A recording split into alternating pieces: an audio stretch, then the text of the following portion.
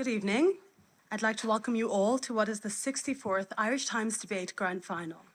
Tonight, 12 of Ireland's top orators will be debating the motion, "This House believes referendums are no way to run a country." But before I get into all my thanks and all my gratuities, I'd like to pass on to UCD's President, Professor Orla Feely, to welcome you all tonight. Hear, hear.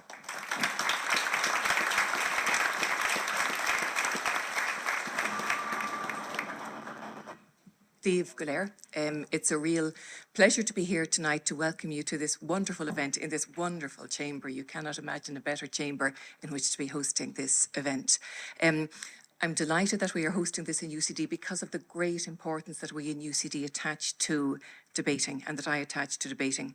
For me, the ability to construct an evidence-based, nuanced argument on a complex topic, the ability to frame that argument in a way that brings others with you, the ability to listen and really listen to opposing points of view, take them on board and counter them in an atmosphere of robust civility, in a term that I heard recently and liked.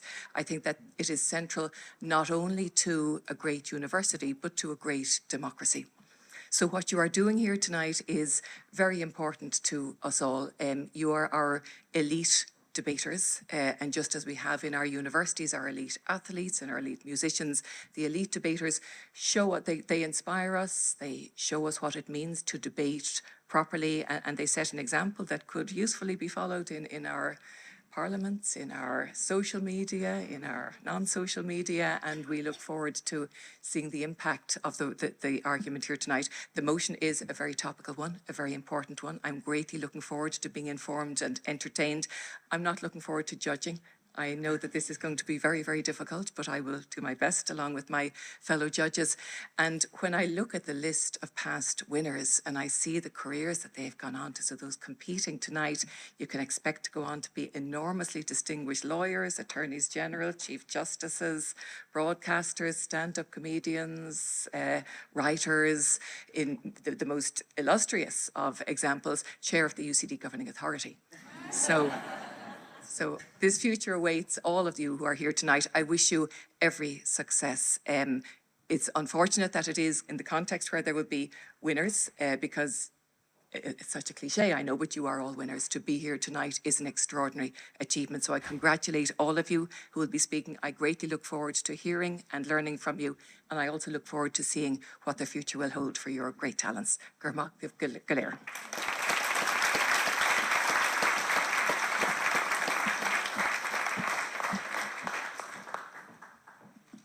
Hello. My name is Chikemka Abuchi-Ogbonda, and I'm the convener of this year's Irish Times Debate. But before we start off today, I'd like to introduce you to our wonderful panel. Firstly, I'd like to start off with the Chief Justice of Ireland, Donal O'Donnell, who will be chairing today's debate. Hear, hear.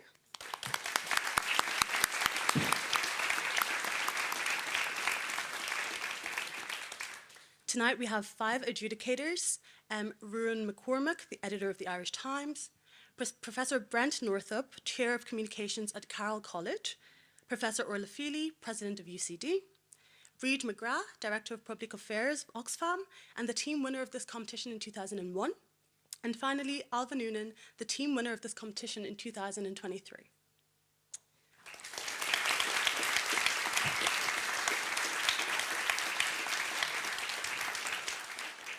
Before I let you get to the exciting part of this tonight, which is the debate, I'd just like to give a few thanks. Most importantly, and firstly, to UCD for hosting us in this lovely chamber and for willing to partner with us on this final, specifically to UCD LNH and to UCD LawSoc and the UCD Club and Societies Office for all the help that they've put into tonight.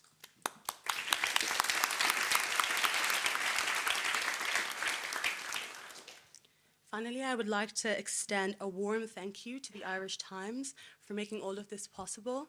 The team has been invaluable in bringing this competition to light and in helping me every step of the way. I'd like to give specific thanks to Janet Stafford and Caoimhe FitzGerald. Thank you.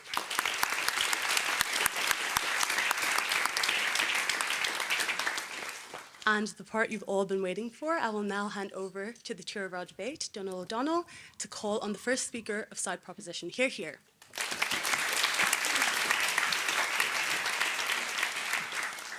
Good evening, and the first speaker tonight for the motion representing the King's Inns is Ciara McLoughlin.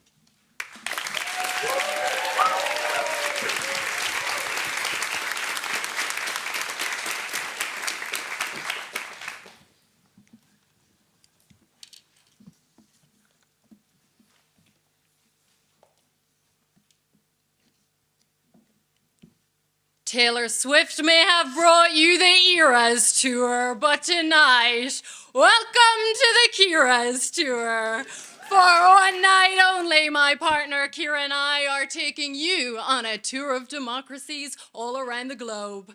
We'll be starting in Colombia, where citizens voted to reject a peace deal to end a 52-year civil war.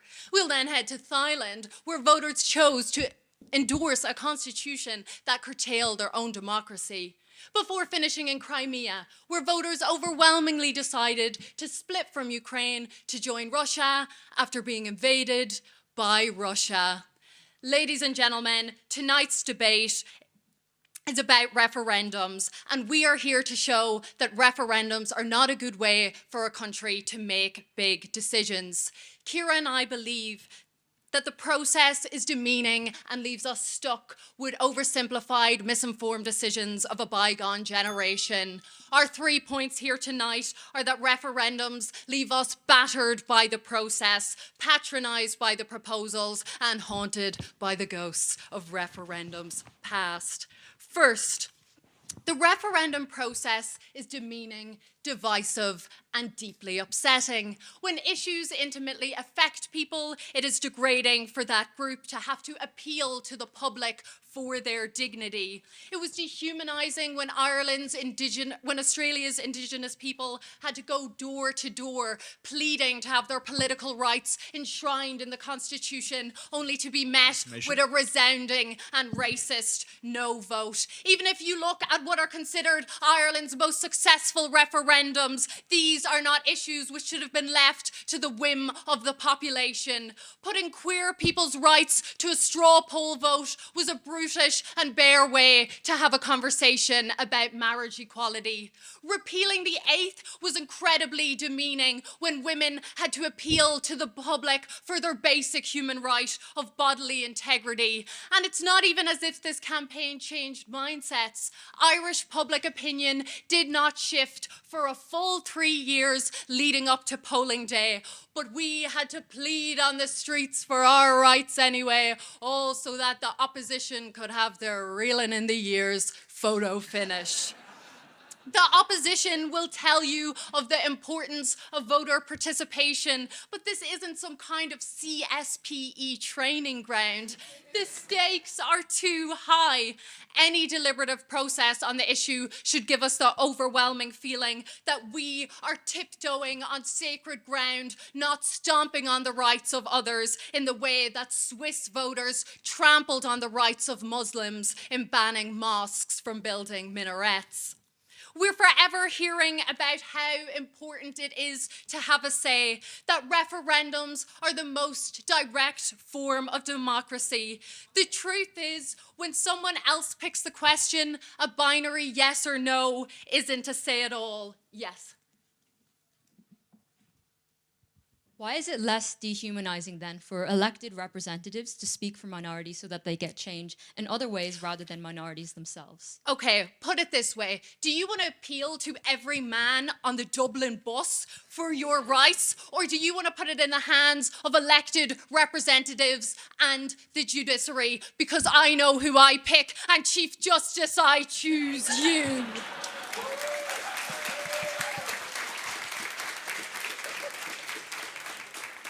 So on to my simplified point, right? There is nothing more disappointing than having the wrong question asked of you.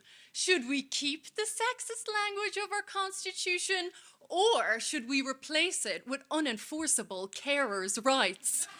The actual issue that this Women in the Home referendum should be addressing is providing improved supports to carers, the elderly, and people with disabilities. However, since the government has simplified this complex policy issue, it has lost all nuance. And despite the best efforts of the good folks here at the Irish Times, we are still left with misinformed decisions that fail to address both the heart and the complexity of the issue.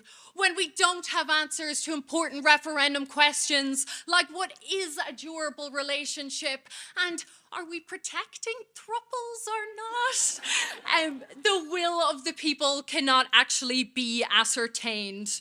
The important detail is never in a referendum, which means it's delegated to someone else sometime later. That's not voter empowerment. That's patronizing. And what's worse is future discussions themselves are hampered by the ghosts of referendums past. Which leads me on to my third point.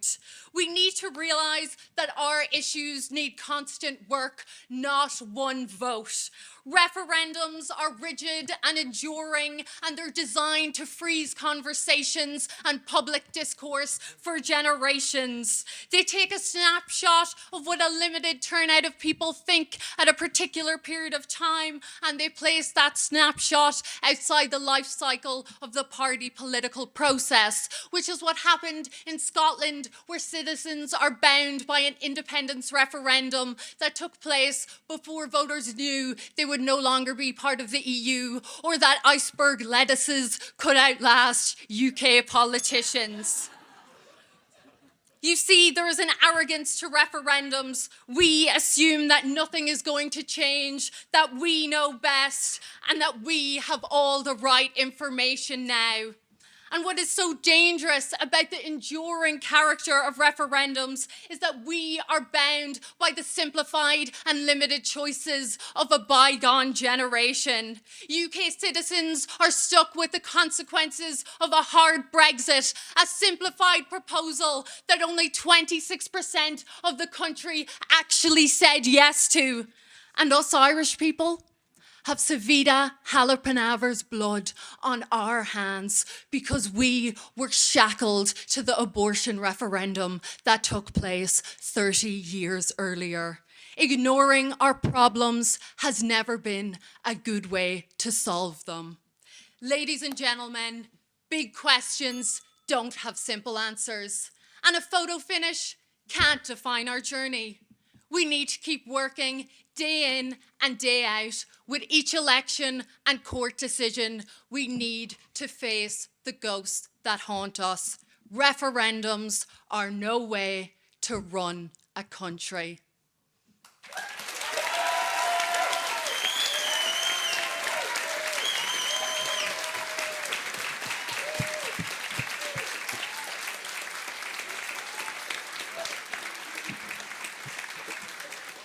Thank you. The first speaker opposing the motion and representing the TCD Hist is Martha McKinney-Perry.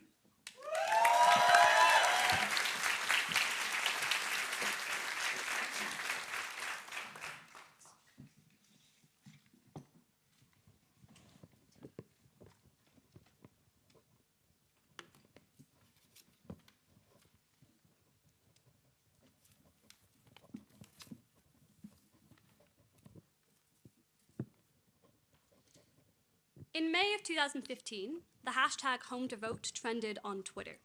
The campaign centred around Irish people travelling home for the marriage equality referendum. Thousands of people flew in from Australia, Thailand, Brazil, Ethiopia, Canada, countless others. One image that went viral was of a sold-out Ryanair plane from London the night before the vote. It was full of people coming home, just to vote, who viewed the referendum as so important that they could not conceive of missing it. I think this tells us two things about the Irish people. The first is that we take referendums seriously. We understand the power behind our vote and the duty we have to cast it, and we turn up when it matters. But the second is that where elections can be polarising, competitive, and divisive, as the first proposition speaker claims referendums are, it is referendums that bring the country together to answer just one question. We look beyond party politics to the heart of the topic at hand, and we write the next chapter of our country's story together. From first opposition, from the College Historical Society, Andy and I have a very simple claim. Referendums are important because they center the national conversation on one fundamental question.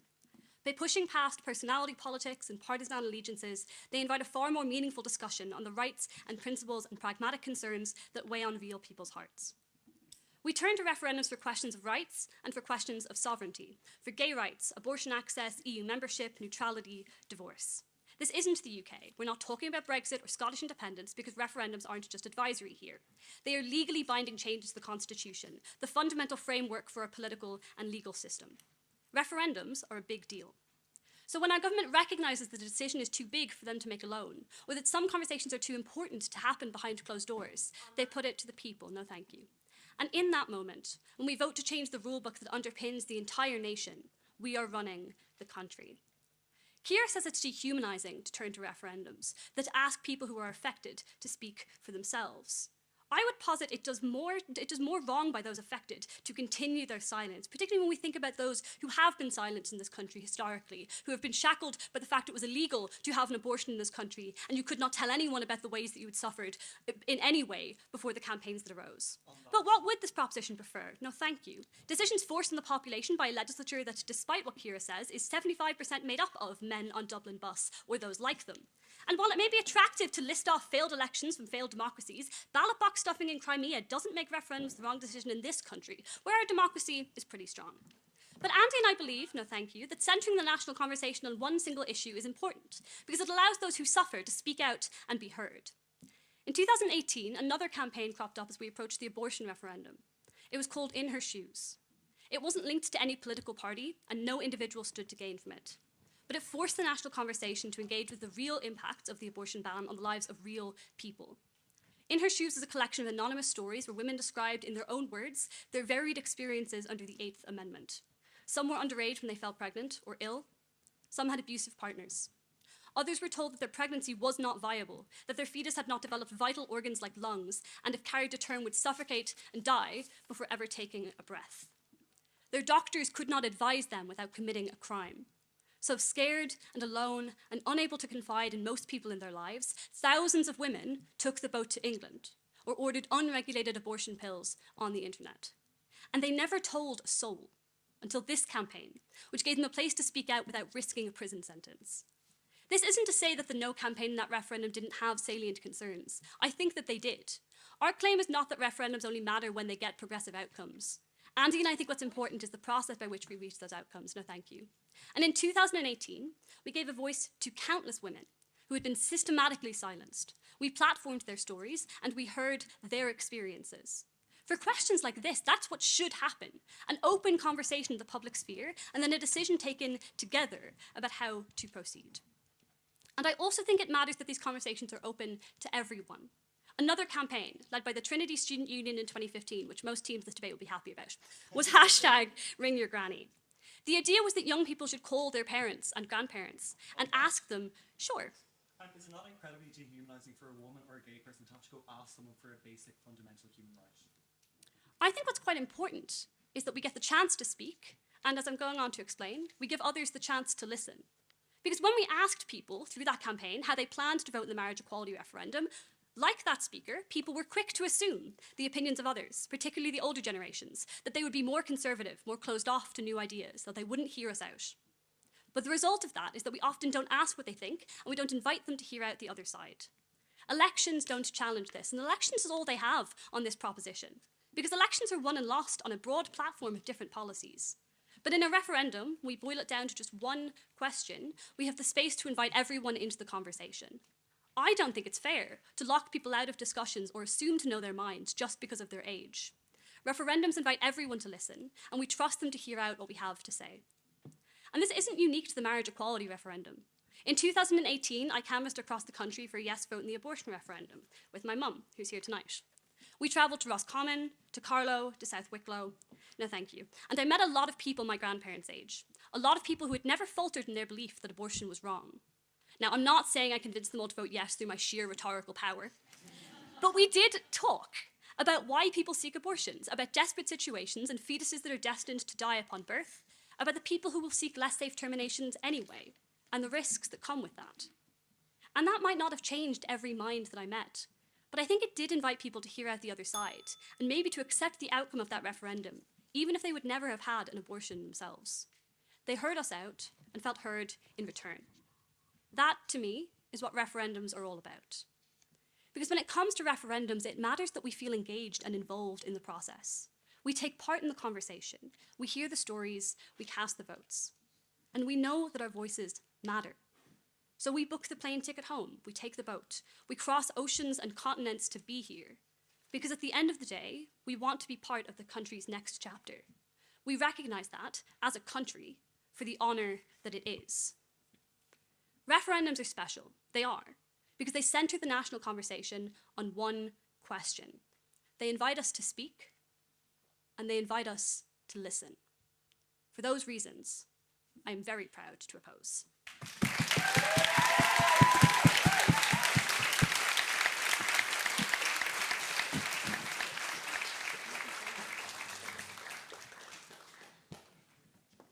The second team proposing the motion is from TCD Law Society, and the first speaker on that team is Louise, Cullen.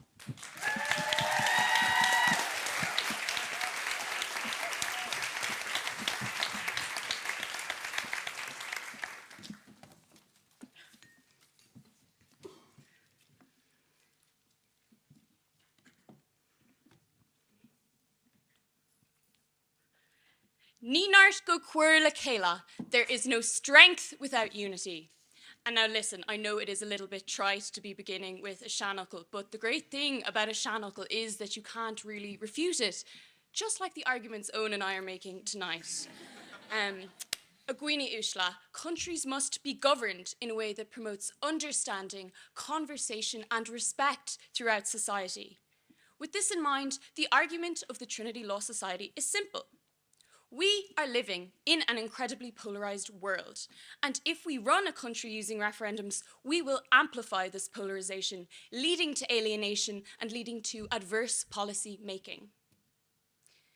There's a saying about the Daily Mail my dad absolutely loves. He says, it divides everything into either a cure for cancer or a cause of cancer. Now, I don't want to shock anything. Things in life don't tend to be this simple. But the Daily Mail approach has apparently caught on, because increasingly the way in which we approach contemporary issues is one of cure or cause, red or blue, Brexit voting troglodyte, or member of the Guardian reading, tofu eating wokerati. The problem isn't that people have different views, because, as John Hume once said, difference is of the essence of humanity. The issue is that we are disagreeing more starkly than ever before. Where we would once smoke a cigarette and sit around a dinner table talking about current affairs, we will now throw our vape in the face of someone whose opinions we deem unacceptable, and we will cut off our friends for their views on politics. And this division matters for how we live together and for how we create policy. Because nobody hears harshly polarised and divided country and thinks, what a fantastic holiday destination. But for running a country, when we can only think in terms of my way or the highway, we can no longer compromise. You cannot concede the validity of your opponent's arguments if they're simply wrong. And when we cannot compromise, Aguini Ushla, how can we run a country with regard to everyone's best interests? This debate is not just about Ireland. It's about the world, and it's about the best way to run countries in light of the present, deeply polarised political context. It's about whether they're the best way to make the big decisions of the now. And spoiler, they're not. On that point? Sure, go on. People feel disenfranchised in representative democracies because they don't feel listened to. Referendums allow people to be listened to and thus ameliorate that polarisation. I don't think the 16 million people who voted to remain in the EU feel particularly listened to now, I'd have to say. But the issue is, guys, politics has changed. It has become more extreme and it has become more binary, and there have been detrimental consequences for society. So why would we lean into a system that encourages such binary thinking? A referendum has only two options, yes or no. Moreover, it takes place in a short period of a few weeks. In contrast to deliberative legislation, where you can take a variety of positions and you can carefully tease out policy implications, all discussion must be squished into a short period of time, and all of societal opinion must be squished into two little boxes. Referendums actively detract from the contemplation of a given question. It's not an open conversation. It's an encouragement to consider issues in a binary way, for or against. And when we talk about using referendums to run a country, we're not just talking about a random question on blasphemy in the Constitution. We're talking about using them to look at serious issues, things like immigration, things like vaccines, yes or no to climate change. Now, maybe this wouldn't matter if referendums were considered and rational, but as it stands, they don't even really need to be based in fact. 350 million squids to the NHS every week, right, Boris Johnson? The thing is, referendums aren't just an open conversation. They're not this rational, nuanced conversation between the people of a country. They're the demagogue's dream, because it isn't the facts that win a referendum, it's the feelings. The priority isn't the truth. The priority is getting people to feel so strongly about your position that they will go out and vote. In the upcoming March referendum, has anyone campaigned about the tax definitions of changing the tax implications of changing the definition of family? No, because that's really boring. Probably the only argument that we have all heard about this referendum is the one about thruples. Referendums are not just divisive. It isn't just a conversation. They provide a unique kind of division that you do not get during the deliberative context. Referendums provide fertile ground for provocative, emotive arguments, and in doing this, they sow the seeds of a division that doesn't rise during the ordinary deliberative context. I asked the opposition, do you think that the Irish citizenship referendum, where people were told that they weren't really Irish, that they didn't deserve to be in the country, and that they were taking advantage of the system, do you think that this made them feel valued? Do you think it brought the country together? Owen and I don't think that this should be just brushed aside, and we don't think it's a worthwhile price to pay for a conversation. No. Referendums specifically invite this kind of rhetoric, and in doing this, they promote and they crystallise societal division. And we don't think it's worthwhile to say that referendums provoke conversation if this is the kind of conversation we're provoking. Furthermore, there is no conciliation in the aftermath of a referendum because, like debates, there are only winners and losers. Referendums necessarily prevent governments from recognising the legitimacy of minority opinion, no matter how significant that minority is, because to give that minority credence would be to subvert the popular will. Or to loosely paraphrase Theresa May, Brexit doesn't mean consensus-based policy, Brexit means Brexit. I don't think the logic of the popular will in any way consoled the 16 million who wanted to remain in the EU, and I also don't think that Brexit brought the people back together because it's left nothing but an ugly legacy of alienation. Finally, let's talk about policy. Policy decisions need to be informed by logic, and they need to take account of what is best for all citizens, not just 50% plus one. And referendum policies don't fulfill either of these criteria, because by definition, they cannot take account of the interests of all citizens, but furthermore, they're lightning rods for misinformation and arguments based on feeling. Think of the worst decisions you've made: punching someone, getting married, going to UCD. These are all made using emotion and illogical information. Why should we run our country using this method? Ladies and gentlemen, we need to promote understanding in society. We need to run countries based on reason and consensus, not feeling and tyranny of the majority. Ní nart go cuir le céile. There is no strength without unity, and there is no unity with referendums. Thank you.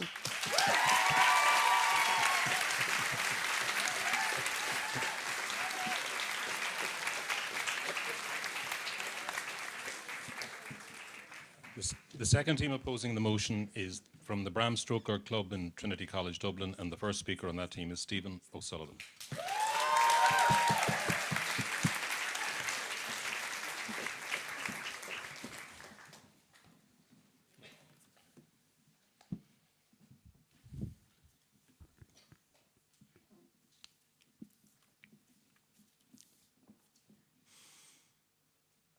You're driving down the road at 100 kilometers an hour. Eye straight ahead, foot on the pedal, flat to the mat. You get to 120. You have one hand on the steering wheel, the other on the gear stick. But you have no intention of slowing down. You're getting faster. You were asked to drive somewhere. You were given a mandate to do so. But now you're behind the wheel, so you're in power. 140 kilometers an hour. You're behind the wheel. You're in power.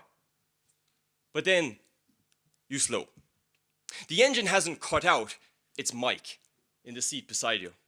He's after pressing one of his special driving instructor pedals. And he's after, it's the brake, and he's slowing you down. You, the driver in this story, are the government. Mike is the people, the electorate of a nation. And those pedals at his feet are referendums. And he's just used one to limit your power. Mike put you in the driving seat. He elected you to government. He told you where to drive. He gave you an electoral mandate. But once in power, you drive recklessly. You renege on your promises and how you said you would drive, and Mike isn't even sure if you're driving in the right direction anymore. Should Mike have a say in the way you're driving while you're driving? Or should he be forced to sit there powerless until the next change in driver? I don't think you should have to wait. Neither does my teammate, Ellen, of the Bram Stoker Club. Ellen and I say that the people in a democracy should have a say in their government while they govern. That in a democracy, if a government exceeds its electoral mandate or does moral wrong, the people should have the right to intervene. In 2011, at the height of the financial crisis, Labour ran on a promise. It was Frankfurt's way or Labour's way. No, thank you. What they didn't tell us was they were the same way. So when Labour voters found out about this, they were naturally upset, but they couldn't do anything. They were powerless until the next election, until the government term ended and arbitrarily chose an amount of time. There are well-run governments all around the world that allow referendum by petition, so that once this petition gets enough signatures, a referendum is called, like Switzerland, Liechtenstein, California. But I'm not necessarily saying that Labour didn't do the right thing, but they didn't do what they said they were going to do. But if we had such a mechanism in Ireland, the Labour voters could have offered a referendum by petition themselves.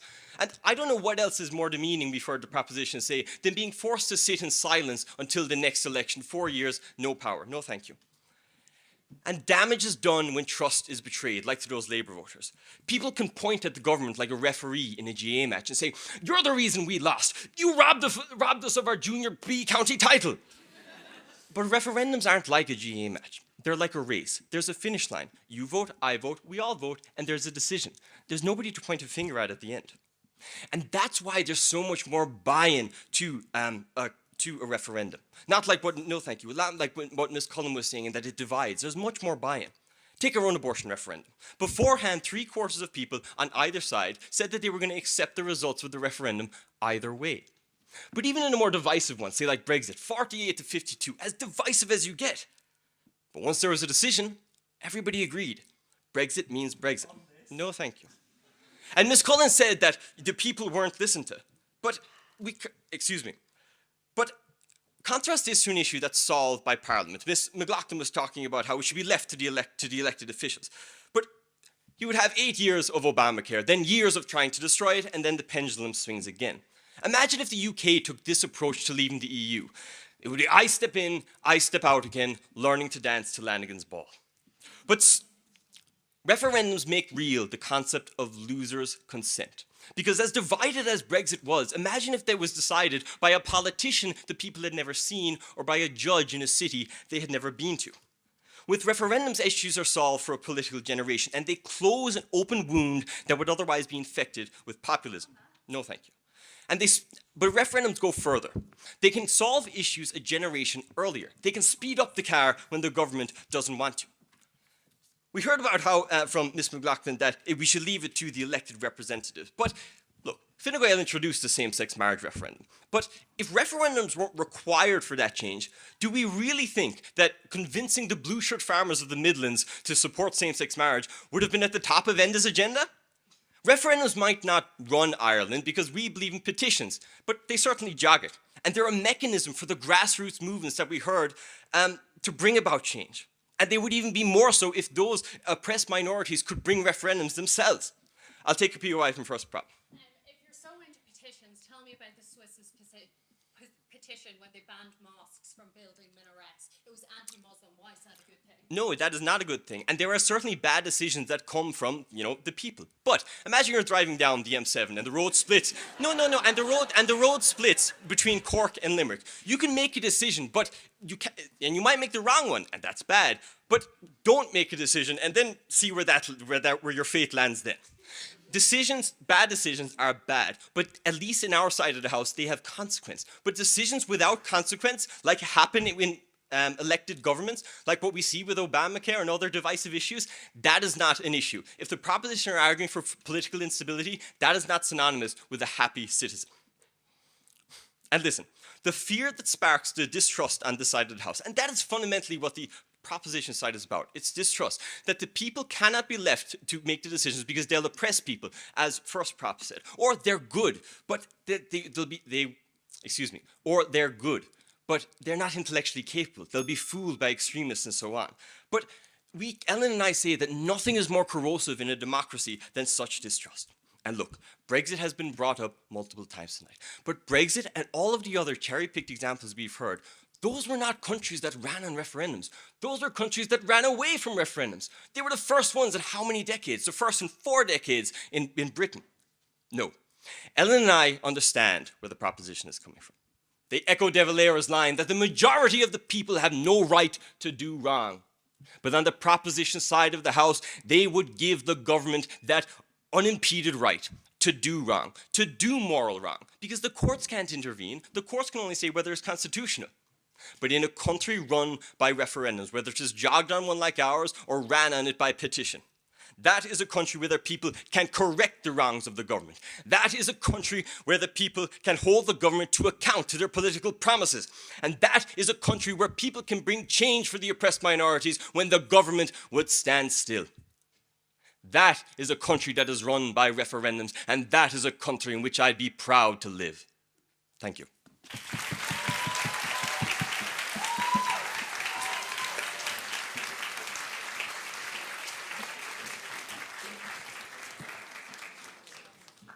The first individual speaker on behalf of in favour of the proposition and for the Cadet School is Cadet Conall Gallagher.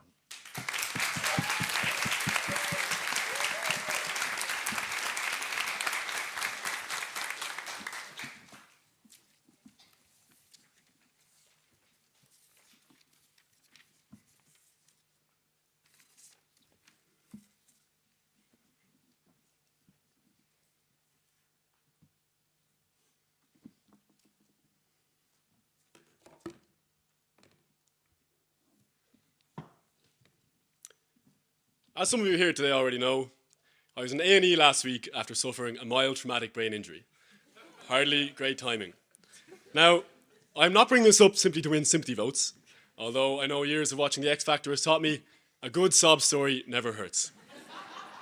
But what likely caused my concussion was a helmet that was outdated or not quite fit for purpose. And this got me thinking, why can't the army afford better helmets? The answer, ladies and gentlemen, is referendums. Now, before you all think I'm still concussed because I can see the concern in your eyes, let me explain. Referendums are expensive. And in my opinion, this motion revolves around its last few words. This House believes referendums are no way to run a country. This implies a change to the status quo, and referendums are used much more frequently than they are now. And something that hasn't been discussed so far, much to the dismay of the Department of Public Expenditure and Reform, I imagine, is the sheer cost of referendums. This is not the big picture, headline-grabbing stuff, but it is the nitty-gritty bureaucracy that running a country is unfortunately all about.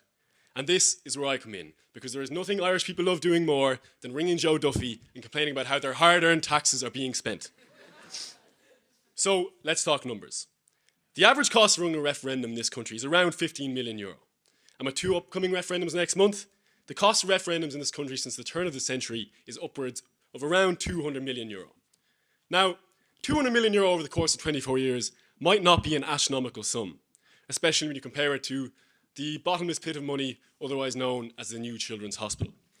But deciding to run the country by referendum, this will be another matter entirely. Our track record of holding referendums to decide big-ticket contentious issues does not prove that they are an effective way to run the country, and suggestions to the contrary are utterly misguided, ladies and gentlemen. To date, referendums have been used in this country for one purpose and one purpose only, to amend the Constitution. And yes, as groundbreaking and critical as some of these amendments have been, there is a lot more to the country than simply amending the Constitution. This motion implies that referendums will be used to make all manner of political decisions that are necessary for the day-to-day governing of a country. These decisions can range from whether Ireland should become a member of NATO, to whether the TV licence should be scrapped, to whether the Taoiseach should spend St. Patrick's Day in the White House.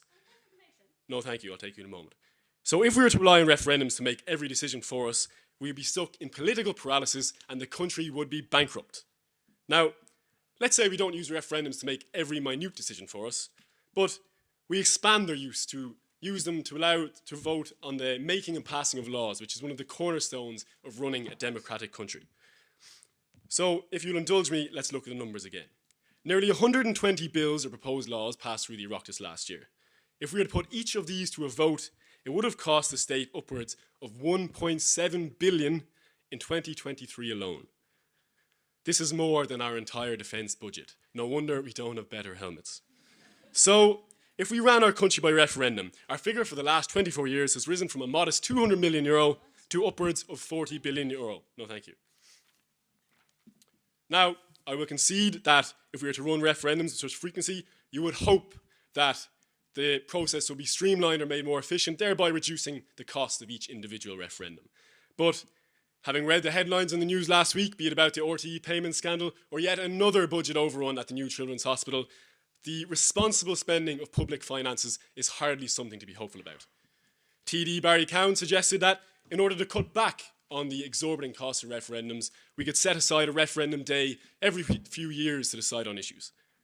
My question to him is, one moment please, my question to him is, what do we do in between? You cannot effectively govern a country by waiting a few years for the electorate to make a decision. That is precisely why we elect full-time politicians, so that they can devote their undivided attention to issues as they arise and make real-time decisions on how to solve them. Let us not forget that these representatives cost us a pretty penny too, with the cost of running the Oireachtas last year upwards of 160 million euro. One moment, please.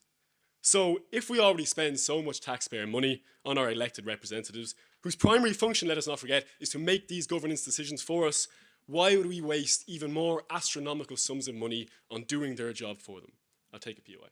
It's also expensive to pad the pockets of dull politicians who fuss over the right to wear a hat indoors and don't show up to work. I would rather important conversations involve us platforming those briefs systematically silenced than letting these people make all of those decisions. Well, thank you, but I have so many problems with your question that I could accuse you of blasphemy. But lucky for you, the government spent €3 million on a referendum to remove it from the Constitution, even though it is an offence that nobody has been convicted of since 1885. Count yourself lucky. But in answer to your question, it is an important one. I think your idealism, while laudable, is misguided. Rather than spending all this money on referendums, the government should invest this money in the services and structures that already exist that are crying out for funding. Because I did not come out here this evening just to sound like Eddie Hobbs and declare we are living in a rip-off republic. But the proper spending of public finances matters. And in fact, with all of the scandals about the mismanagement of funds, it has never mattered more. It is what separates the pie-in-the-sky, fairy tale economics that are promised on the campaign trail from the grounded realities of actually governing a country. On that point? No, thank you.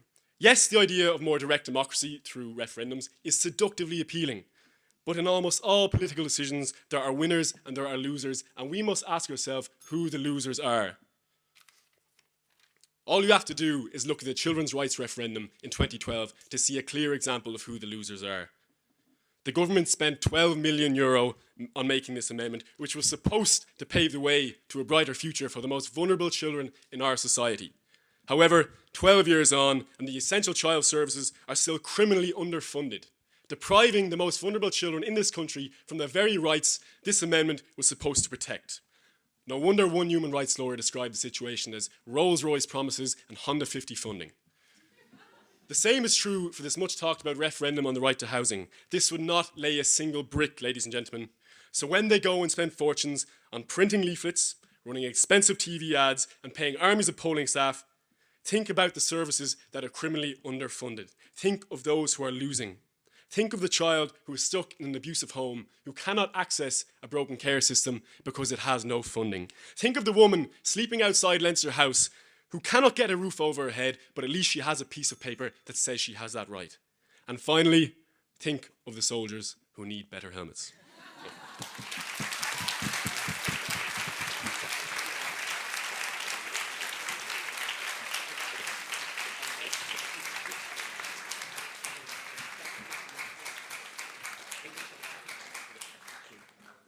The first individual speaker against the motion representing TCD Hist is Athena Wu.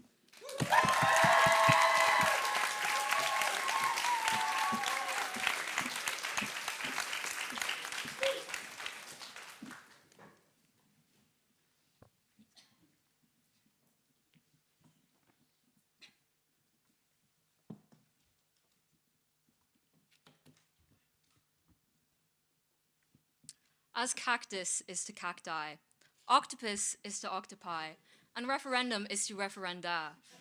This was the gist of the first draft of my speech when I thought the convener had made a grammatical error in setting the motion. But as it turns out, the plural of referendum is referendum, so I had to discard my 7-minute smear campaign against the organizers. The second draft of my speech was the one I thought I was going to settle on, and it was about how direct democracy is better than representative ones. But 2 days ago, I decided not to say that speech because I had a nail appointment and I was sitting next to this lady who asked me what the occasion was, and I said, I'm speaking in a debate. So we talked about referendums and we talked about the referendum in March, and we had a long conversation about motherhood, about voting, about her ex-husband. She had a lot to say about that last thing. But her general conclusion was that there is a lot of misinformation out there, and it is confusing, but I'm going to try my best to understand because I want my vote to mean something. So that day, I went home and decided to delete what I had written because I had really tried to write a speech that proved the value of referendums in making policy better in some nebulous way, in improving litigation in the courts, and in judicial decision-making. But I realized that the real value of referendums is not about any of that. It's about people, that they talk to each other, that they find meaning in participation, in discussion, and potentially in conflict, and that they renew the identity of their nation and their relationship with it. I think we often see democracy and politics as a process we are removed from, where our role as the individual is becoming increasingly negligible, rather than a process that revolves around us. There is no seat for us at a table that is reserved for corporate and elite interests. It's no wonder then that people no longer feel like showing up to cast their vote in the ballot box, when they feel like their interests are no longer taken into account, when they don't feel connected to the politicians that are ultimately supposed to speak for them. So even if policy outcomes are better, it doesn't really matter to us because it doesn't feel like a win that we're part of. But these informal conversations that we have with each other and the internalization of referendums are so much more meaningful in the context of democracy than any politician could have made any decision on my behalf.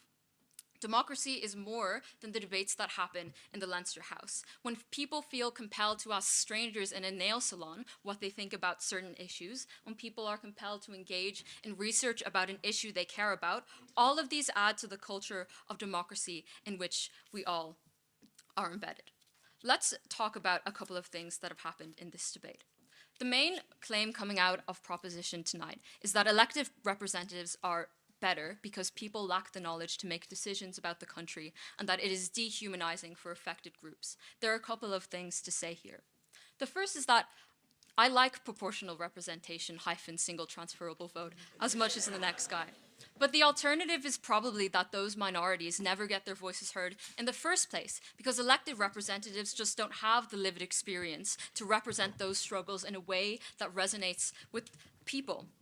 The second thing to say is that not all affected people campaign, but they self-select so that the ones that want to share their story for the rest of the people do. And I think that tangible change for all of those people within that group, even the ones that don't necessarily say anything, is probably something that is desirable for them. The third thing is that Proposition seems to think that referendums and elections are just mutually exclusive spaces of discussion. But vulnerable people very often speak about policy issues in elections, and elected representatives often speak about their stances on referendums. Point of information.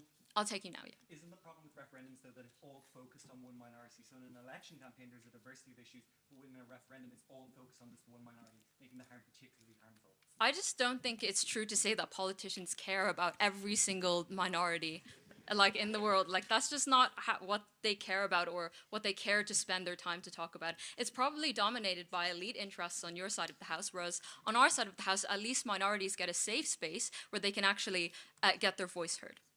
And to respond to the last speaker about what the actual difference is between the two sides and what running the country means, not all policy issues have to be put to referendums on side opposition for them to run the country. But the questions which referendums demand the people to adjudicate often have system-wide effects which substantially alter how the country is run. So like the Treaty of Rome, which allowed Irish membership of the EU, totally changed how the country would be run for the decades following. That being said, I want to discuss how referendums reinvigorate debate and renew democratic culture in a few key ways. Firstly, when people vote directly on a policy question, especially a key constitutional provision, rather than a party or a politician, they feel like they are actively participating in a pivotal event in our shared history that will likely shape the identity and norms of our nation for years to come. When I look back on my life, the political events and the broad national reckonings that are ingrained in my memory are threefold. The first, in 2018, the abortion referendum. In 2015, the same-sex marriage referendum. In 2014, I was elected 5th class student council rep. By huge margins. But it is because I remember the national conversation and the everyday conversations I would have with my classmates, with my family members, and with my friends. So people feel like they're part of the system rather than outside of it. Secondly, the more referendums that occur, the more habits of scrutinizing misinformation and fact-checking develop. And this is one reason why Brexit and all of the examples of bad referendums that Proposition talks about was seen as a failure in terms of disseminating correct information, because referendums are so rare in the UK, whereas in Ireland, which has referendums a lot more regularly, people are skeptical of claims that they hear. And this is unique to referendums and not general elections, because there is no need to do research when you are alienating decision-making to a supposed expert politician. So people take their vote seriously in referendums. And thirdly, apart from informal changes, a lot of formal channels are put in place when referendums become a big deal. So deliberative practices like citizens' assemblies, which give them a chance to refine their views with expert and impartial evidence. Democracy becomes more about citizen input rather than strategic political output. This culture created by referendums bleeds into all parts of our electoral system to not just ensure that outcomes of referendums themselves are desirable, but I would suggest ensures that the democratic system in its entirety is prosperous and in good shape. Don't underestimate the ability of people to evaluate the facts before them, because without expert evidence, like the Wikipedia page explaining the referendums thing, you might have listened to a very different speech tonight.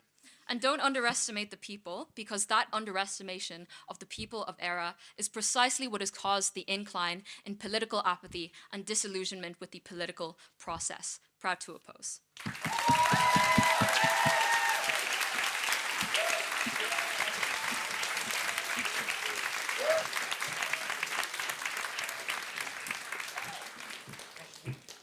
The second individual speaker on behalf of the motion and representing the Solicitors Apprentices Debating Society of Ireland is Cleona McHugh.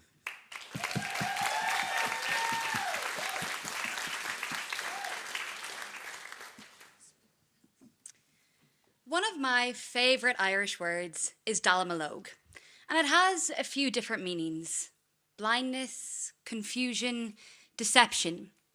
But my favourite way to use it is to say Dalamalogue occur ardina, and that means to hoodwink, to pull the wool over someone's eyes, to trick.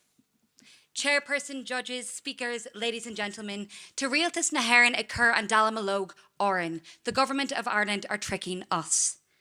When the government repeatedly asks us to determine the great societal questions of our time, they do so to trick us into thinking we are running this country, to trick us into doing their job for them because our government has neglected to govern. Now, I would just like to address the elephant in the room here. I know what you're thinking. Cleona, you're a woman of childbearing age and a lesbian.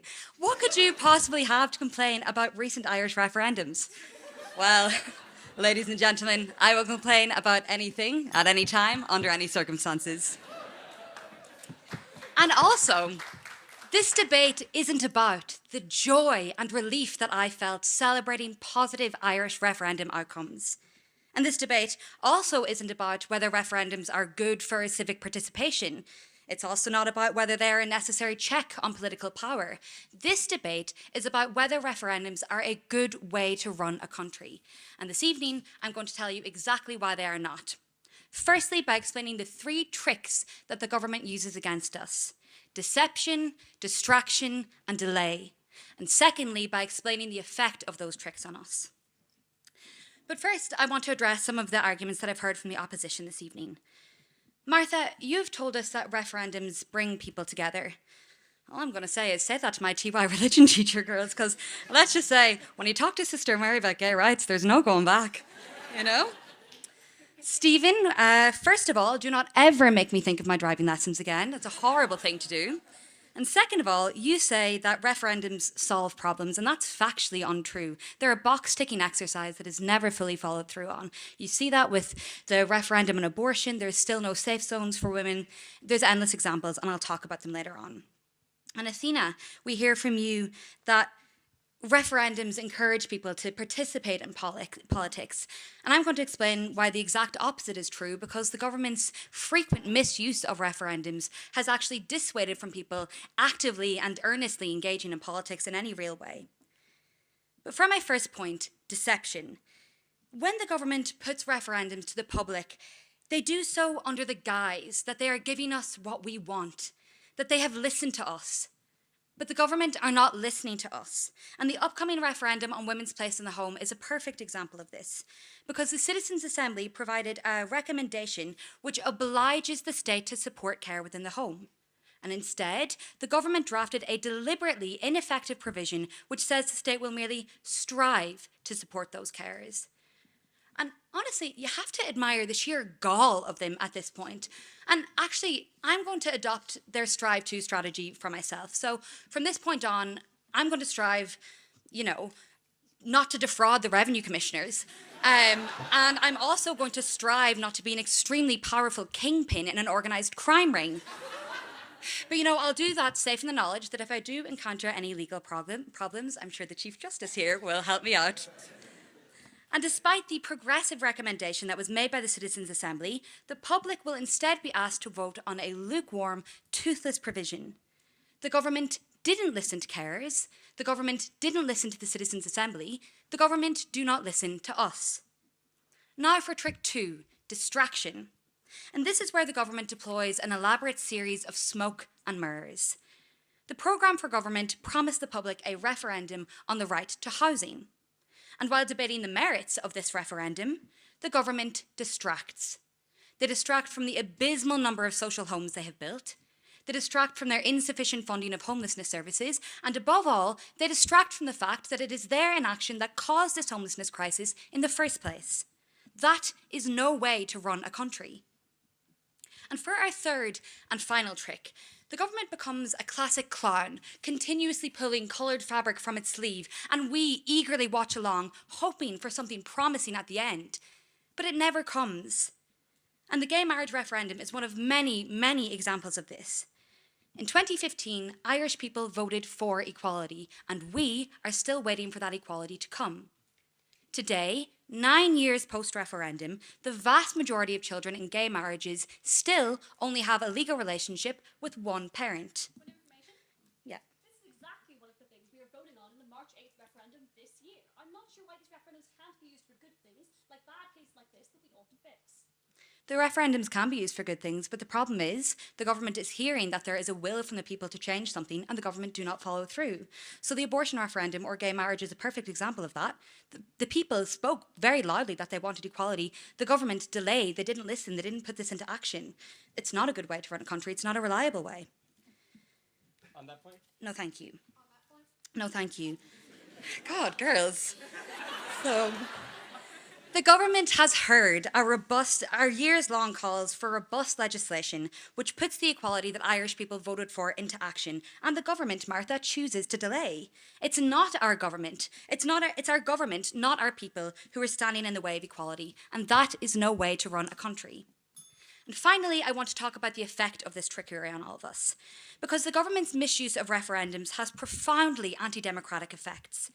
Democracy relies upon citizens having trust in their institutions and, crucially, trust in the power of their vote. And referendums offload governance responsibilities onto the public. And when the government offloads this responsibility, who do the people who are most affected by referendums turn to when there's negative consequences? Because there's no government agency, there's no department, there's no minister who's directly accountable to the public. And this lack of accountability incentivizes the government to recklessly use referendums, and crucially, it undermines our trust in these institutions. And that is no way to run a country. And all of this deception, distraction, and delay, it has created disenfranchisement, not what you're saying, Athena. An Irish Times poll just 2 weeks ago found that 53% of voters know hardly anything about the March 8th referendum. And frankly, many of them don't care. And I don't blame them, because there is a growing and pervasive feeling amongst the Irish public that, regardless of the outcome of a referendum, nothing will change. And that is a terrible state for a democracy to be in. Ultimately, all of this trickery makes us forget one key thing: that referendums are for us to determine our constitutional rights. They are not a political tool that the government gets to deploy haphazardly and never follow through on. There's another Irish word I like: macintacht. It means integrity, decency, and honesty. That is what it takes to run a country. Gur maiget.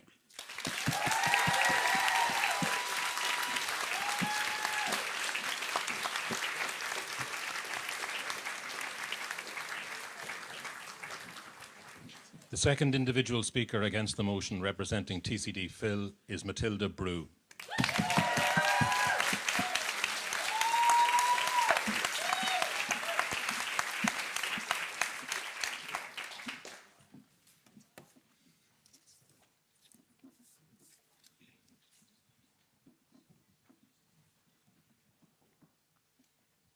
I eat the same thing for breakfast every morning. Oatmeal, blueberries, 2 cups of black coffee.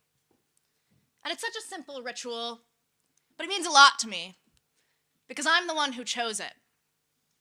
I'm looking right now at the judges panel, and I'm looking around this room, and I'm noticing a severe lack of representation for the people who, within our society, have the least amount of choice. And that would be 5 to 10-year-olds. And because there are none of these people on the judging panel, I'm going to ask you, judges, to think back, however far, to yourselves at that age. I'm going to ask you to think about what it felt like to be woken up before you were ready, forced to put on a sweater that you thought was itchy, forced to walk downstairs and sit at the table and eat something that you thought was gross. And there was nothing you could do about it. You know, no one in this room started their day today with that little choice, but I promise you that if you had, you wouldn't stand for it. You've heard a lot today about how choice matters, but I'm not going to talk to you about how choice matters about running a government. I'm going to tell you why choice is the very essence of having a country in the first place. Thank you. There's a country, a small country, not far from here actually, that very much enjoyed having choices. In fact, this country enjoyed having choices so much that they wanted to take them from everyone else. This is never a good thing. But everyone looked around and they saw that this country was taking their choices and they didn't like it. So they got together and they talked to their neighbors and they saw that their neighbors weren't that happy with it either. And they decided to do something about it. And that's referendums, baby. You've heard a lot today about referendums on abortion and gay marriage, but I'd like you to keep in mind that the most crucial part of running a country is to have a country to run. And independence referendums are a vital tool in taking that first step. Independence referendums ask the question, what do you think? What do you think of the people in charge? Are you tired of them making your choices? And often, if independence referendums are successful, Norway is free from Sweden, Cambodia is free from France. These are countries that would not have existed if not for referendums. But even when independence referendums are initially unsuccessful, they're an important tool in building the movements that topple colonialism and return, no thank you, choice to the people. The frustration of knowing that everyone agrees that the people making the choices are not justified engenders the revolutionary actions that freed places like South Africa and Pakistan. The reason that referendums lead to independence is the same reason that they lead to democracy. In general, people want to say in what happens in government, and referendums give them a clear way to express themselves. This is why referendums are still effective even when governments try to suppress the outcomes, as the previous speaker tried to convince you was the flaw in referendums. Referendums are galvanizing in nature. When you've expressed that you want to be free and you see that the people around you want the same thing, you're able to work together to free yourselves, with or without the consent of whatever miserable little island was keeping you down. And once you've taken your choices back, where do you go from there? How will you run your country? It's great to have a choice, but it's very difficult to make a decision on pretty much anything. And the only answer is more referendums. Government is inherently representative. It looks to act in the best interest of its constituents, but it's actually run by a very small handful of those constituents. Large groups of people are difficult to survey and impossible to represent perfectly, so the only choice is to do it imperfectly. And when you want to know what someone wants, you need to ask them. Now, the proposition would disagree with this point. They would say that people don't know what they want, that they can't be trusted to know what's best for them. I'll take your point of information. If you are hungry and I offer you a sandwich with mayonnaise, but you don't like mayonnaise and you can only say yes or no, did you really get a choice in the sandwich? If I am hungry and you offer me a sandwich with mayonnaise, I'm gonna tell you that I don't eat eggs, but I'm also going to tell you that I think that in this question you've posed, you're the government and I am the person, and I am the citizen. And where the citizen is seeking support from the government, they should be able to ask for what they want. They should be able to tell the government that they don't eat eggs. And the only way that they are going to be able to do so is if the government asks them. Now, when governments are actually making decisions that affect individuals, those individuals have an opinion. I don't eat eggs. And when those individuals are empowered to express that opinion and know that they will be heard, they take those opportunities seriously. This is why the proposition's reliance on Brexit, as an example of referendums gone wrong, is so faulty. Brexit happened because people felt unheard and jumped at the first opportunity to express their feelings. And the feelings that they expressed were about identity and culture, rather than the question of EU membership posed by the referendums. But in a world with more referendums, they would feel empowered within their country and they would respond to the question rather than desperately co-opting the one referendum to express their fears. Referendums work when there are plenty of them, because they signal to people that they are being fairly represented if they represent their opinions fairly. I know all of this because this is the nature of all choices. If after years of having their days planned for them, you set a kid loose in the shops, they'd be having ice cream and jellies for breakfast because they're not used to having a choice. But when children become older and they demand independence from their parents, and they know that their choices are their own, their actions will have consequences, they are more responsible. Citizens have the right to the same amount of choice that anyone who does their own shopping has. And referendums are the way to ensure that their choices are their own. They're the path to independence and the only function of a representative democracy. Thank you.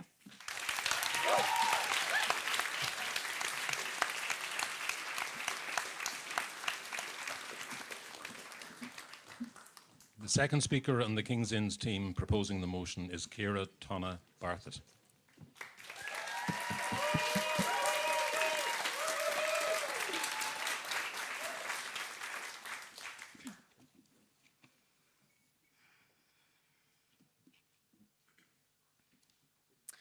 At the heart of this debate is the question of how issues that are complex, intimidating, and often intractable should be decided when running a country. I would stress it's running a country, not running this country. And while this might seem like a particularly daunting question, fear not everyone, I have watched enough Game of Thrones to know enough about running a country for all of us. So you can take it from me when I tell you that when we say that referendums are no way to run a country, we are telling you that there is something inherently wrong with the process. We are not cherry-picking examples. Ciara has made this point tonight by telling you that the process itself is demeaning. She has told you that it leaves us stuck with the binding one-stop shop solutions of bygone generations. Referendums leave us battered by the process, patronised by the proposals, and haunted by the ghosts of the past. Now, I want to take the opportunity just to discuss some of the themes from tonight's debate. Specifically, whether referendums are a good way to change minds and whether referendums are a good way to hold governments to account. No prizes for guessing the fact that the answer to those questions is going to be no. Ciara has told you that referendums freeze public debate and leave you stuck with misinformed and oversimplified answers to complex questions.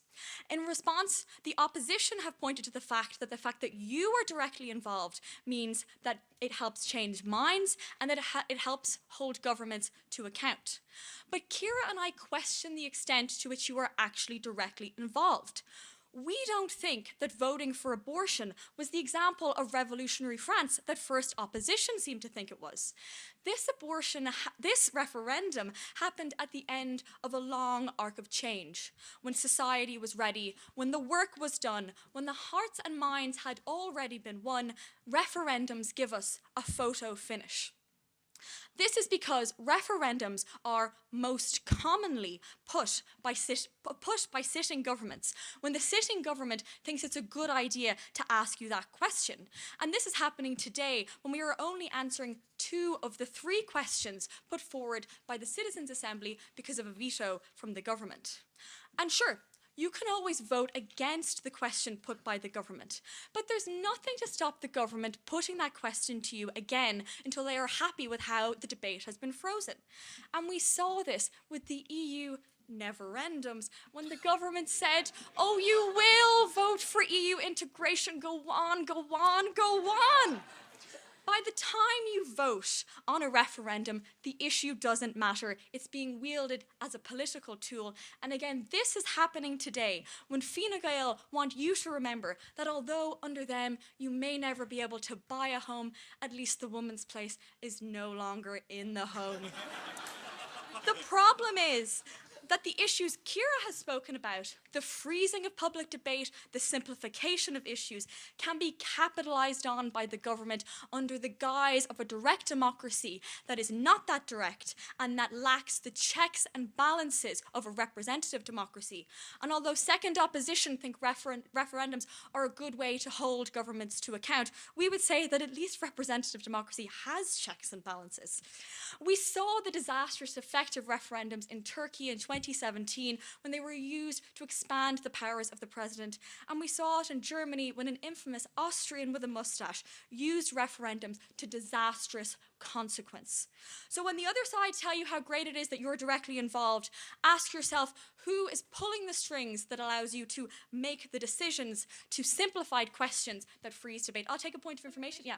And yet, when central and controversial questions like abortion and same-sex marriage came to referendums, those sitting governments and central parties wouldn't take a stance. So Yeah, I'm unsure if they that's would have fine. happened in your world. First, I would say the influence of the Catholic Church on the Irish Constitution would be an ecumenical matter.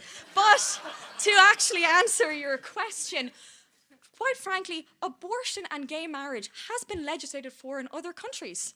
It was possible. It didn't have to go through this process. Ciara has also told you that referendums are a demeaning, divisive, and upsetting process. And the opposition, particularly first opposition, want to emphasise the fact that this is a good way to achieve change. But we believe they are relying on an idealistic picture of referendums. They paint a picture of lovely, informed voters going hand in hand, singing kumbaya to deliver on some sort of liberal utopia.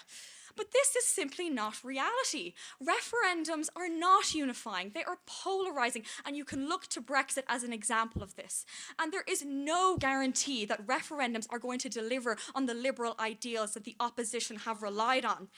This is particularly in the case in an increasingly polarized society.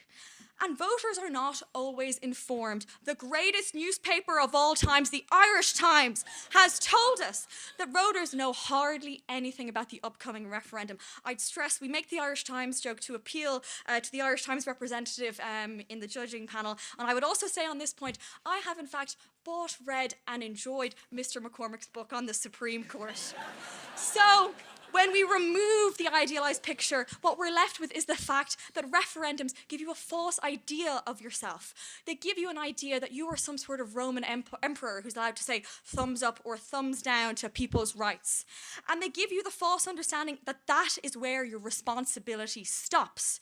You are allowed to stop caring about the fact that abortion hasn't been properly implemented because you voted for repeal.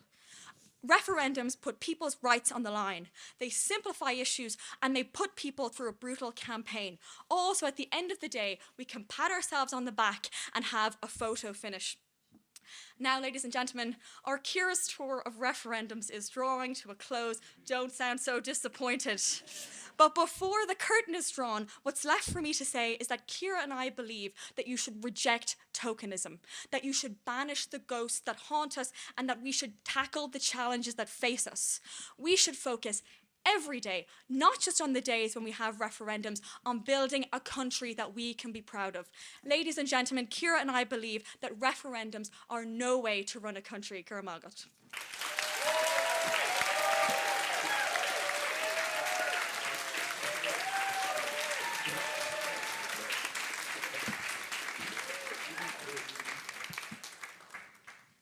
The second speaker on the TCD Hist team opposing the motion is Andy Cullinan.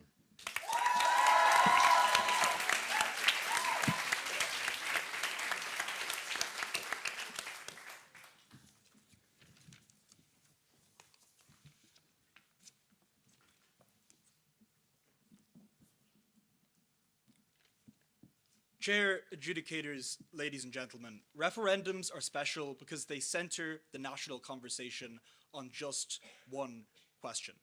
They invite us to speak and they invite us to listen. It is this national discussion, which referendums alone can provide, which Martha and I find immensely valuable. A discussion which doesn't end when the final ballot is cast or when the final vote is tallied.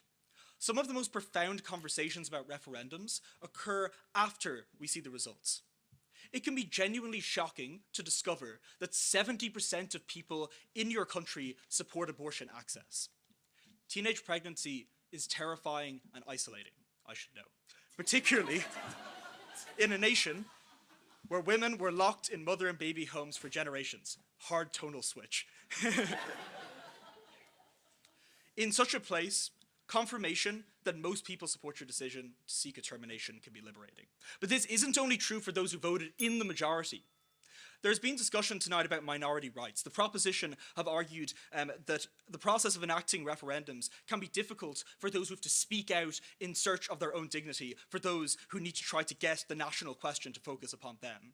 This is a reality which Martha and I recognise. However, we still maintain that referendums are the best process of codifying and legitimising these rights, rather than judicial and legislative alternatives. No, thank you. Consider the year 2015. Same-sex marriage was passed in both the United States and Ireland. In the US, the Supreme Court ruled that marriage protections must be extended to all LGBTQ couples, which meant that states in the south of the country in which unions of that kind were illegal and were not popular amongst the electorate were immediately allowed. Hate crimes against gay couples spiked. It turns out that not everyone likes it when they feel as if the government is imposing change upon them. It turns out, no thank you, that when the government is unpopular and they make decisions, those decisions become the subject of partisan criticism, a vote of confidence in said government. It turns out that when you don't consult the public, the voices that shout loudest afterwards are those who oppose the extension of those minority rights. The homophobes who tell gay couples to leave restaurants and spit on them when they hold hands on the bus. Second proposition, polarization occurs on either side of this house, no thank you. But it occurs worst when you don't allow people to feel as if they have a control over their own destiny, and as if it was those around them that were actually making this decision as opposed to some large state which is imposing it upon them. Not everywhere is as polarized as the US, granted. However, while other countries may not see a rise in hate crimes, they certainly don't experience a reduction either. This is because the prevailing values of society have not changed. In Ireland, those who oppose gay marriage had their time to speak, and they were listened to. They cast their vote, taking control of their destiny. And when the results came out, they saw that society didn't agree with them, that their peers wouldn't tolerate open homophobia on buses, in restaurants, in the public square. No thank you. Hate crimes against gay people have reduced since 2015 marriage equality referendum. And of course we have a very long way to go. But you don't need to hate a group of people in order to target slurs on them in conversation. It is only difficult to do that when you think that those around you will not accept it. In bettering discussion, we restore the dignity that the King's Inn team fear is stripped on the campaign trail, and that was incredibly important. Yes? So you say that referendums are only a means to start the conversation, but does this not really undermine, undervalue referendums if they only exist to propagate more referendums? No, because the conversations that occur lead to changes which help people after referendums, not just inside the legislature, but when they have conversations with those who are less likely to discriminate against them on an individual basis. But they talk a lot about tricks on the proposition side, but what is their alternative to referendums, ladies and gentlemen? It has to be, no thank you, that governments make decisions for minorities, that they draft the right wording, that they escape the polarization that pervades our society. But how? We don't get an explanation as to why this is going to happen, no thank you. We hear about poor wording from the first proposition team, that often you put out versions of referendums which are patronizing, that durable relationships are not well defined. But who settled upon that wording, ladies and gentlemen? It wasn't the citizens' assemblies, it wasn't the people of the country, rather it was the exact government agencies which they don't want to be making these decisions, which they have to support making these decisions, ladies and gentlemen, on their side of the house. The very government institutions which the proposition rely upon are the ones which were the least in touch, the ones which they say produce lukewarm policy. The only difference is that without referendums, this same wording will be written, and it would only be seen by those politicians that vote upon it on a 2 p.m. live stream out in like the Dáil or the Seanad. The difference then is that when we put this lukewarm wording, this insufficient version out to the people, we are able to hold politicians further to account. Because when it is the case that politicians don't deliver on their promises, when they say they will strive to help carers within the home and then don't, then at least this has been an issue which has been discussed in front of the public for ages, which allows no thank you for a better addressing of it. And also, sometimes the wording that comes out is just much better than it would be if it was from politicians. Look for the example of the citizens' assemblies in the 2018 abortion referendum, where, no thank you, we actually saw the citizens' assembly recommendations being carried straight through. Furthermore, we hear that minority rights and dignity is infringed upon. And the reason for this is because minorities have to raise their voices in order to be heard. This is something which is incredibly heartfelt and true. However, minorities have to raise their voice to be heard, regardless of whether the person hearing it is a politician or it is the electorate around them. Ask yourself, what do politicians from the Greens, Fianna Fáil, Sinn Féin and Labour have in common? It's not that much. But they want to keep their jobs, and I don't blame them. You don't keep your job through getting nobody raising your voice and asking you to do things for them. You don't keep your job through appealing to minorities because you need to win a large amount of people in order to get into power, and as such, appealing to the median voter is much easier. And so what this means is that minorities have to raise their voices regardless, and they will have to do so in front of these politicians who we think are less likely to listen to them than those who are discussing this through referendums on our side. And this is why what Martha tells you is so important. When people are involved or able to reach out to those who maybe we wouldn't assume would have the same views as us, when we take the boat, when we fill the Ryanair flights, when we put on the Sunday best on the way to the polling station, and when people feel as if they're being listened to, that is when we together are able to run this country. That is when the discussion around these referendums is able to make people felt heard and dignified. For all those reasons, we are very proud to oppose. Thank you.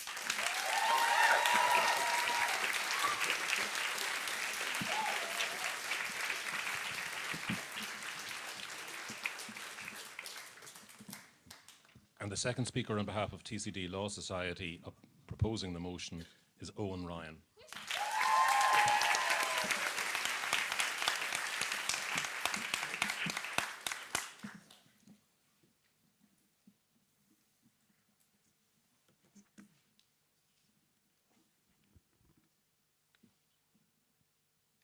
A bhrethebh, a dhuine úsla, agus a lucht an rasúra.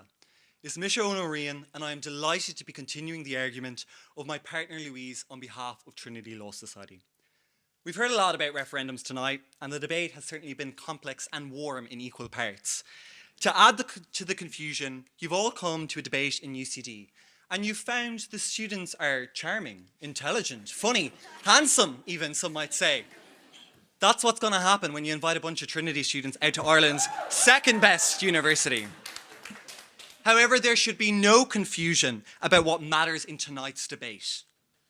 We exist at a time of extreme polarization, and referendums only serve to amplify and exacerbate this political reality. Referendums don't build consensus. Rather, they stoke division and lead to policy outcomes based on populism, not reason. That's no way to run a country. This is a phone. You all have one. In fact, given I'm at the end of the debate and I started my speech as Gaeilge, you probably checked it being like, geez, I hope it doesn't do the whole thing in Irish now. I wouldn't be able for that. But these devices have revolutionized our society. Through social media algorithms, we are forced into echo chambers which reflect our own preconceptions. Populism, tribal politics, and partisan media have all led to an era of polarization. Referendums have not caused this polarization, but they aggravate it. Unlike the deliberative process of legislation, referendums are decided over a short campaign, which leads to political actors making emotionally charged arguments to ensure the greatest impact. This us versus them political discourse reinforces the idea that you are either with me or you are against me. For marriage equality, this means you either hate gay people or you don't. For Brexit, you're either a racist or a Europhile. These are unfair characterizations, but ones that inevitably arise when complex issues are reduced to simple binaries. The opposition, who I'm going to call the Trinity liberal elite, are out of touch, out of place in UCD, and out of their minds in terms of their argument if they think referendums will work in our current era of polarisation. I want to do something that might be a bit tricky for the dubs in the room and Stephen from Kerry.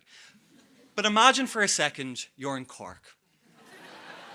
The air is fresher, the children are laughing, Roy Keane is rocking a baby to sleep gently. Life is good. So I'm from Cork, if you couldn't tell.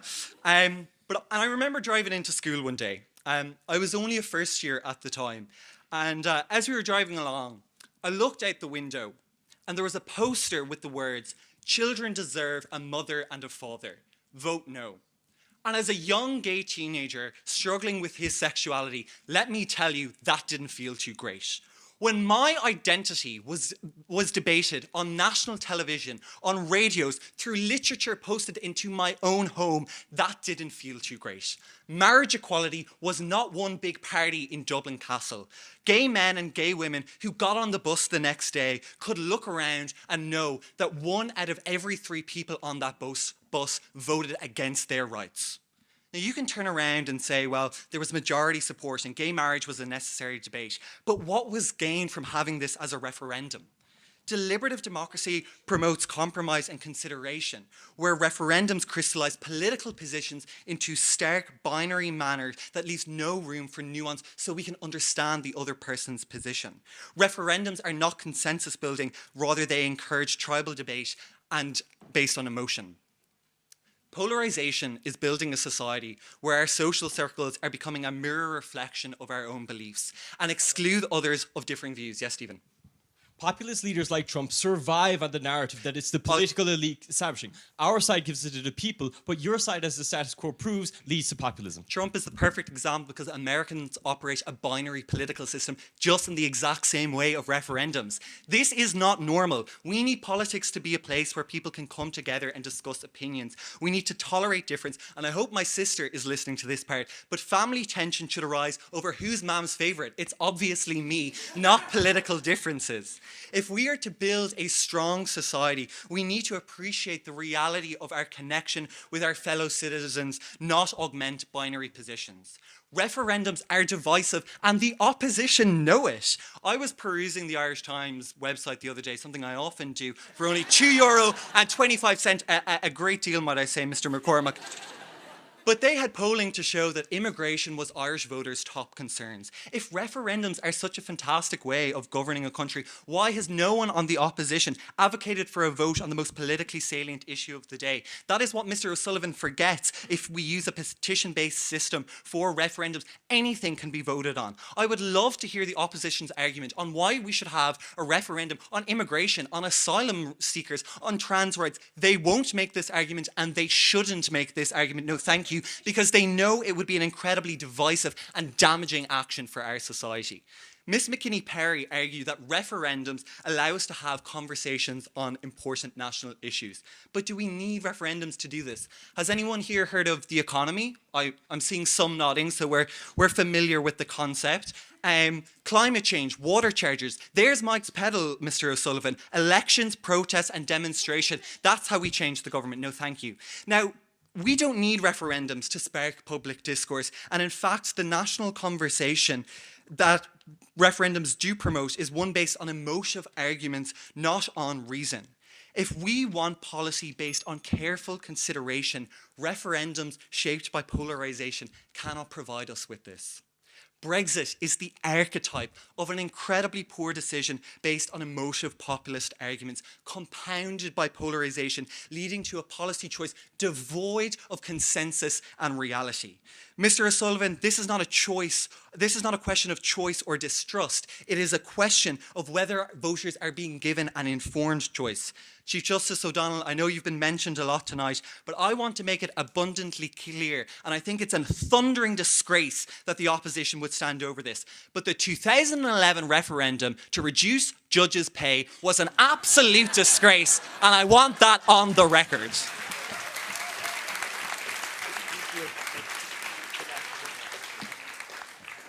Louise mentioned the words of John Hume. Difference is of the essence of humanity. But the end of that quote is even more important. The answer to difference is to respect it. I think if you asked 13-year-old Eoin if he felt respected by a national referendum about his identity, his answer would be a pretty firm no. We need debate that is considered, thoughtful, and based on deliberative democracy. There is nothing more important than how we make the choices about the society we live in and how we interact with our fellow citizens. Referendums are polarizing, divisive, and no way to tackle the contemporary issues facing our nation. There is no strength without unity.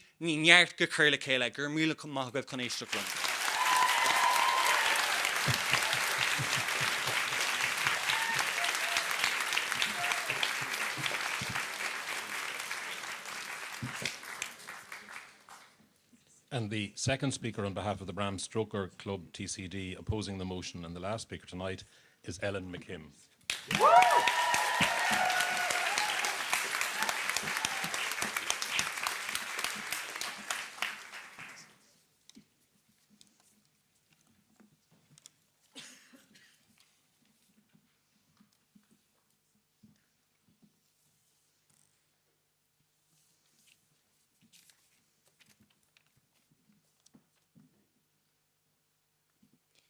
In a parish hall, there is a girl about my age walking up to her first referendum ballot box.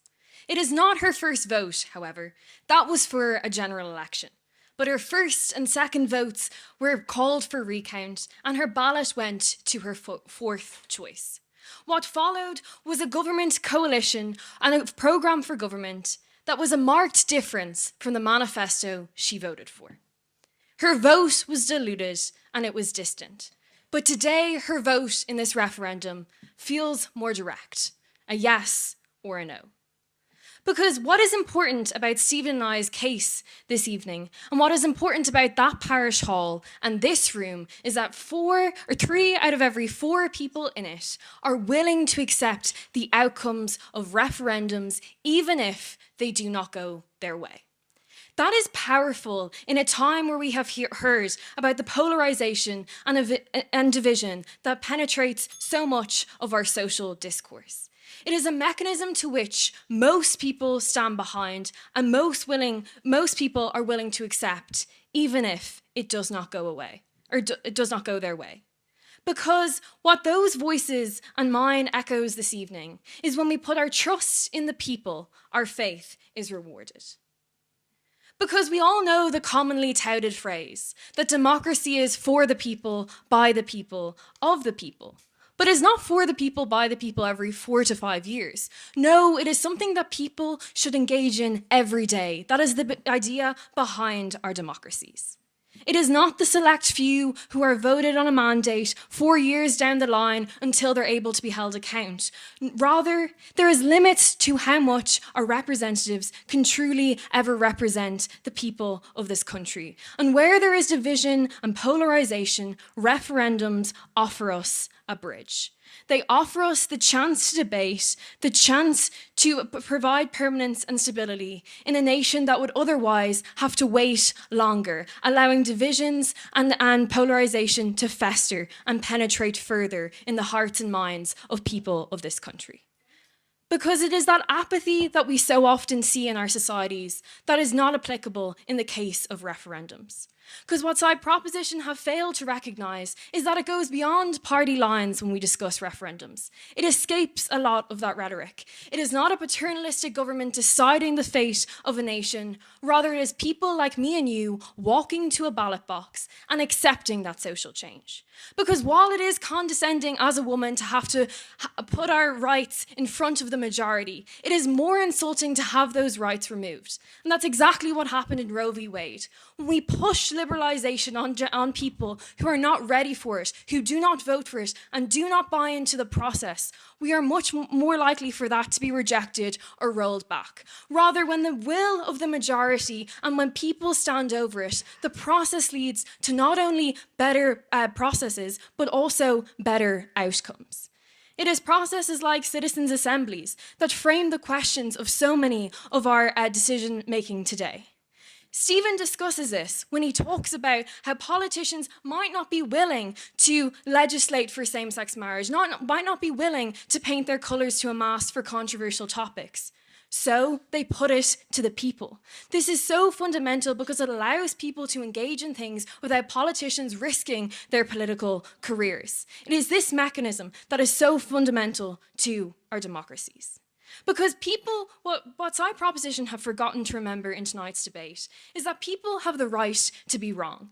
It is unfortunate that we all don't agree on the same principles or the same values, but we all should have the right to a ballot paper. Because those tensions and those divisions are only allowed to fester when people do not feel seen and do not feel heard. That is what my partner Stephen tells you when he talks about Brexit. Because Britain was not a country run on referendums, it was a country that ran away from them. When you look at well-oiled machines of countries that have referendums frequently, like Switzerland, their cost goes way down because they're much more slick at organising it. They're much more informed in terms of debate. They can fight a huge amount of misinformation because the media is so heavily involved in fighting that fight. Yeah, Louise. In deliberative democracy, we can try to represent everyone, but with referendums, we can only represent the majority. Democracy is not tyranny of the majority. We think it's so fundamental that we have a mixture of both. We think that there is limits to how far our representatives can truly ever represent us. We think that in a Dáil that has 1 in 5 women in it, it cannot claim to adequately represent the people of this country. That is why referendums are powerful, because we all have an equal say in that ballot box. We can all walk up the same line. Because people have a right to be heard. And we think that it's incredibly ignorant and condescending of the proposition this evening to claim that people do not have the intellectual capabilities to understand the policies that they are voting for. We think that it is incredibly condescending of the people of this country to say that these simplistic questions are not up for debate. We have heard that, they're pulling wool over our eyes. However, we say that their point and speech proved that they're not. It proved that people of this country have a huge amount of critical thought and capability. They are able to understand the complexities of these debates and these discussions like the one we are having this evening. We also say, show us a country run on that level of disunity and distrust. What would happen if we chose tonight to vote against the will of the majority? What would happen to the values of trust that are so integral to a political system functioning on unity? Because in a time when we feel huge resentment, anger, even hatred towards the people who govern our countries, why would we turn our backs on the most powerful, accessible, and reliable way to check the pulse of a nation? But something is only reliable if you keep on checking it. That is why Stephen and I so firmly believe in the notion of public petitions, of citizens' assemblies, and of frequent referendums, of countries genuinely run on the will of the people. Because at the end of the day, a choice in a referendum is ours. It belongs to the people, to each of us. Stephen and I believe that it is the people of this country who should have the ability to steer it in the direction they choose. We are the navigators. So on the 8th of March, 2 weeks from today, when you are placed in the driver's seat, for some in this room, like me, it will be our first referendum. For others, it will be their last. But despite our differences, we will walk up to the same ballot boxes and we will navigate the will of the majority together.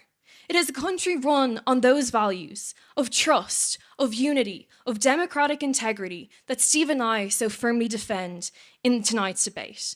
And that will always be a country we'll be proud to call home. Thank you.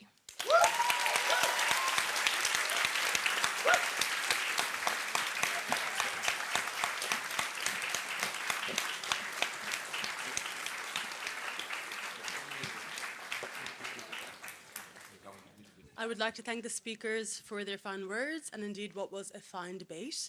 The adjudicators will now be off to deliberate on the results of today's debate. We'll have a 15-minute recess and then we'll be back to hear some words from our chairperson. Thank you.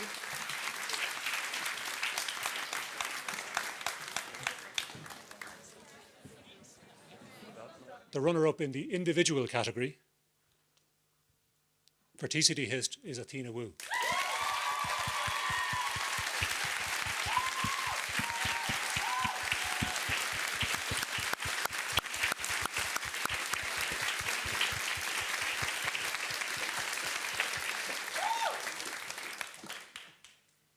The runner-up in the team category for TCD Law Society, Louise, Cullen and Eoin Ryan.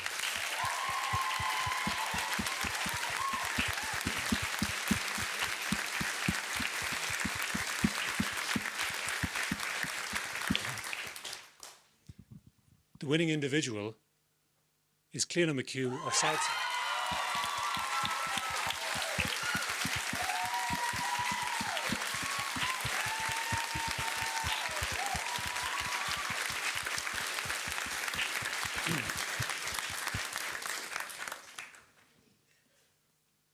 That's it. The winning team, the Ciaras. From Queensland's Ciara McLoughlin and Ciara Tonna-Barthet.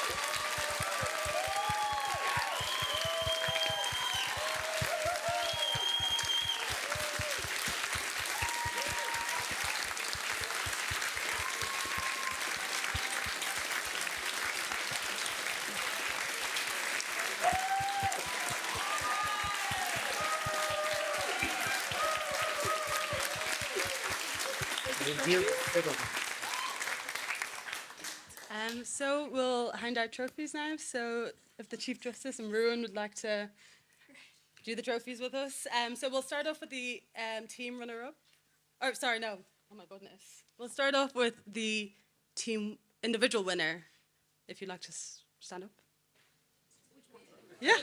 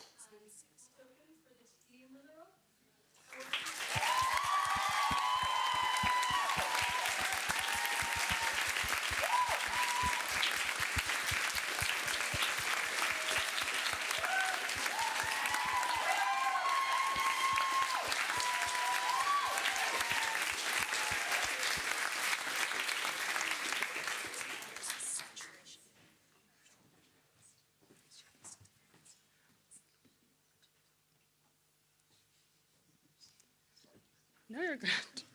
I would like to thank you all for coming out tonight, for being supportive, for giving your time to this competition. It means the world to me, and I know it means the world to the speakers, and it's been a fantastic turnout. We're so happy to have you all. So just a bula buzz for yourselves.